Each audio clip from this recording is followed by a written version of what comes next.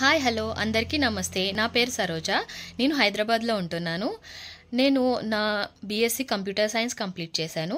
But నేను complete చేసి చాలా ఇయర్స్ అయిపోవడం వల్ల చాలా కెరీర్ గ్యాప్ వచ్చింది.